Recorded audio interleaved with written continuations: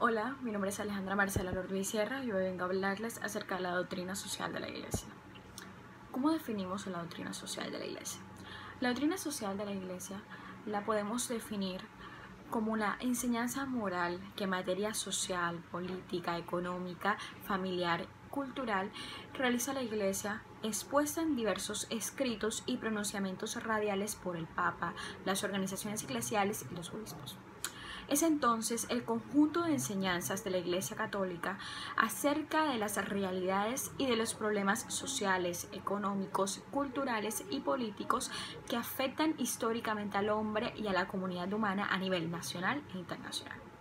Su fundamento se encuentra en la ley natural, en la revelación contenida en la Sagrada Escritura, en la reflexión y en la praxis teológica y pastoral, junto con el aporte de los métodos y de las ciencias sociales, con el objetivo de ofrecer un análisis de la realidad de manera integral, elementos de juicio y criterios de acción a los cristianos, a la comunidad humana en general y a los estados, en orden a promover la organización de una sociedad más humana, justa y fraterna. El Papa Juan Pablo II, en la encíclica Solicitudo Rei Socialis número 45, define la doctrina social como la cuidadosa formulación de resultado de una atenta reflexión sobre las complejas realidades en la vida del hombre, en la sociedad y en el contexto internacional, a la luz de la fe y la tradición eclesial. Esto no es una ideología cristiana, sino una teología moral, cuyos fundamentos son el Evangelio mismo, el magisterio de la Iglesia, la tradición apostólica. La fe, en interacción con la razón, busca aplicar una sociedad siempre cambiante, el mensaje de Jesús con sus valores para que la sociedad refleje más fielmente el plan de Dios para la humanidad. Ahora vamos a tocar el tema de las encíclicas papales. Pero primeramente vamos a definir qué significa una encíclica. La palabra proviene del latín encíclica y del griego enkyklios, que significa envolver en círculo, que es también el origen de la palabra enciclopedia. Las encíclicas fueron originalmente una carta circular enviada a todas las iglesias de una zona en la antigua iglesia cristiana. Ya definida la encíclica, vamos a pasar a las encíclicas papales. Estos son pronunciamientos oficiales del Papa sobre temas sociales dirigidos a los obispos, creyentes y a toda la humanidad. Conforman en su conjunto la doctrina social de la Iglesia Católica. Históricamente representan en su comienzo, sobre todo el Rerum Novarum, una respuesta a las demandas y agendas políticas de los partidos y movimientos políticos de orientación obrera, socialista o anarquista, siendo la base para la creación del socialcristianismo como movimiento social y político desde finales del siglo XIX y comienzos del siglo XX.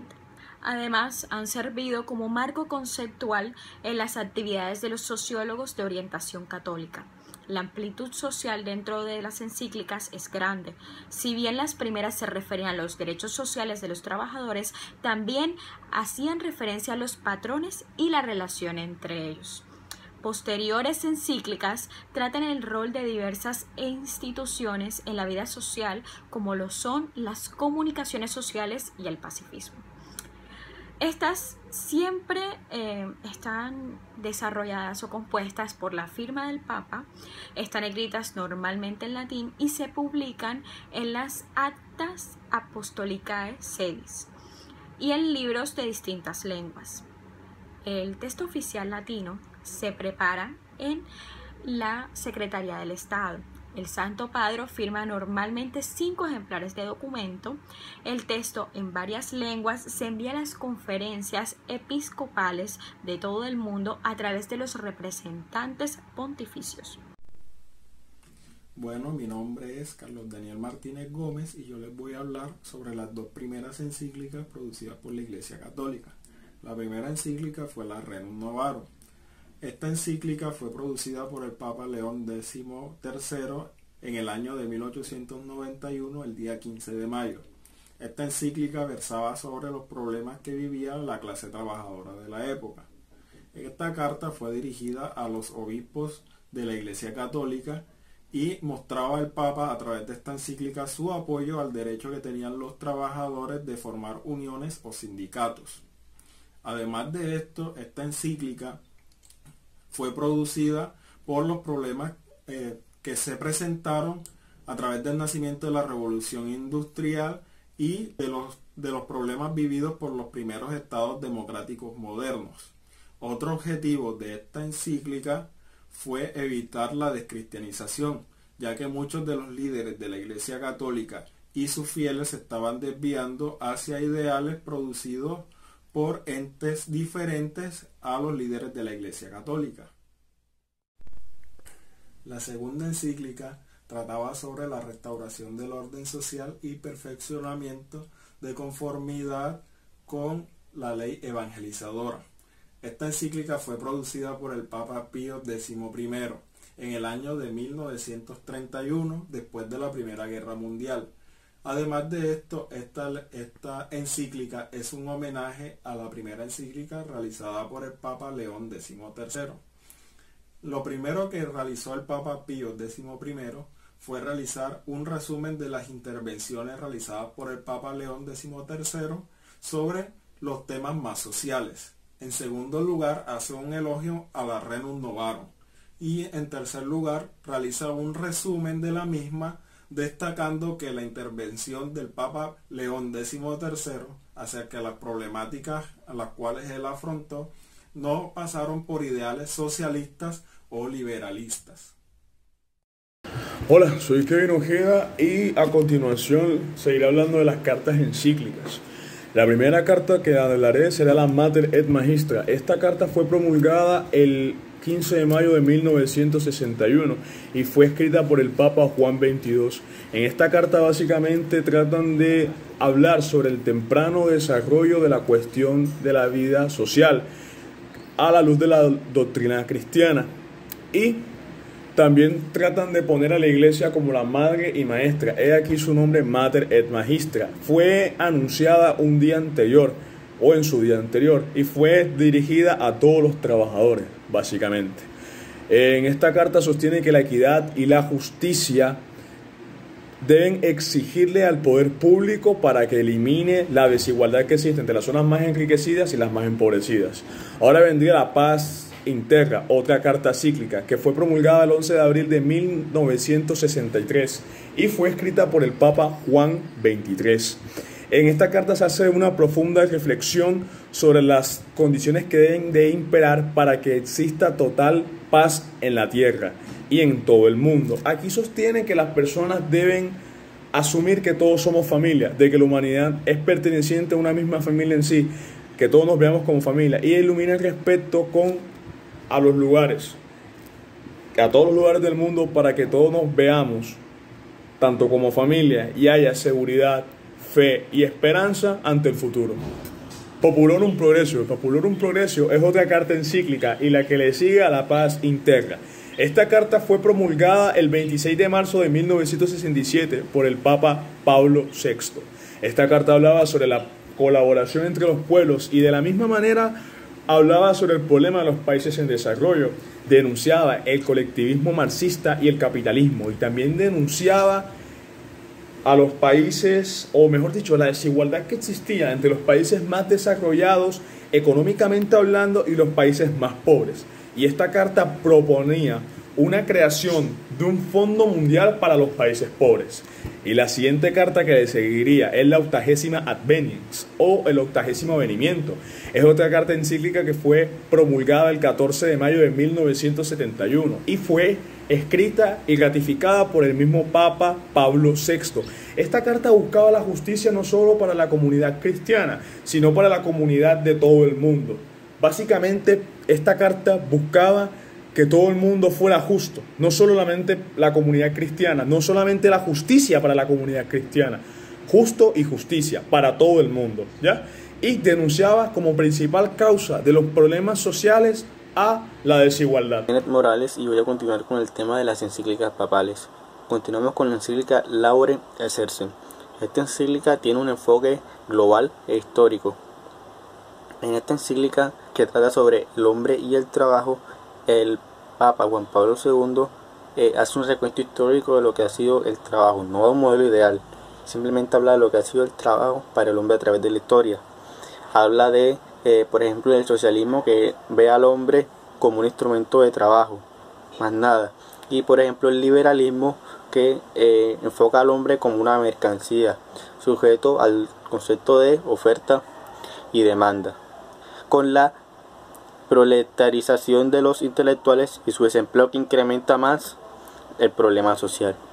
Enfatiza los elementos de una espiritualidad del trabajo, que son: los seres humanos comparten sus actividades con la acción de Dios. El trabajo imita a la acción de Dios y le otorga dignidad al trabajador. Con la encíclica Solicitudo Rei Socialis. Esta encíclica, descrita por el Papa Juan Pablo II en el año de 1987, es una crítica, o es un análisis más bien, al mundo que se está viviendo en ese momento, donde se está haciendo un énfasis en la parte demográfica, donde hace una crítica porque dice que se está violando el derecho a nacer, el derecho a la vida, a formar una familia.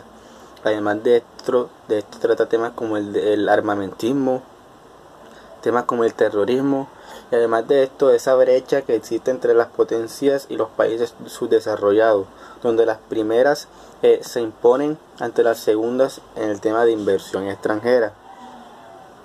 En las naciones, el desarrollo integral del ser humano ha de tener como meta propia un delicado respeto por todos los derechos humanos, entre los cuales se destaca el derecho a nacer, los derechos de la familia como célula básica de la sociedad. Nos dice además de esto que esta encíclica también tiene una vigencia extraordinaria. El hombre de empresa no puede permanecer indiferente a los problemas de marginación y de miseria. Debe reconocer el nexo orgánico entre el desarrollo de solidaridad y liberación, entendida cristianamente. De ahí que los hombres de empresa tengan la obligación moral de construir una mejor sociedad. Encíclica Centesimus Annus, hecha por el centenario de la Rerum Novarum por el Papa Juan Pablo II. Aquí se da una cuestión social. En esta encíclica, escrita en el año 1991, indica que la Iglesia no tiene un modelo económico que proponer, pero ofrece una orientación ideal e indispensable: la propia doctrina social. Reconoce la positividad del mercado y de las empresas, pero al mismo tiempo indica que estas dos juntas deben ir por el bien común. El hombre en sí mismo, dice, es el principal factor de producción, aún más que la naturaleza misma. También se afirma de un modo nuevo que la contribución auténtica de la Iglesia en el campo social se realiza con el corazón del hombre. Es así como la Iglesia promueve los comportamientos humanos que favorecen la cultura de la paz, del desarrollo y de la solidaridad. Se señala que para construir una sociedad más justa y digna del hombre es necesario un compromiso de servicio en los órdenes político, económico, social y cultural. El compromiso decisivo debe provenir del mismo corazón del hombre, ese aporte de la Iglesia, y de la intimidad.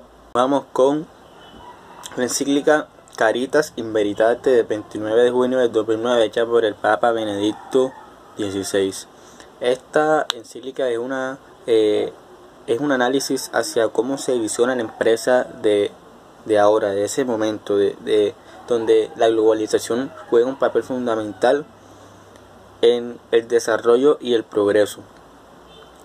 Aquí se hace énfasis en los fines que tiene la empresa. Por ejemplo, si una empresa tiene un fin personal, un fin donde se busca realizar ese interés del jefe, del gerente, va a haber un margen de desigualdad que va a crecer. Pero en cambio, si esta empresa tiene un fin común, donde se valoran tanto el empleador como el empleado, se van a generar valores de confianza y honestidad que juegan un papel fundamental para ese bien común que se busca generar. Cito al Papa cuando dice: un elemento fundamental de la crisis es precisamente el déficit de ética en las estructuras económicas. Se ha visto que la ética no es algo externo a la economía, sino interno, y que la economía no funciona si no incluye el elemento ético, hablando de los valores. Por eso hablamos de Dios y de los grandes valores espirituales de la vida cristiana. Muchas gracias.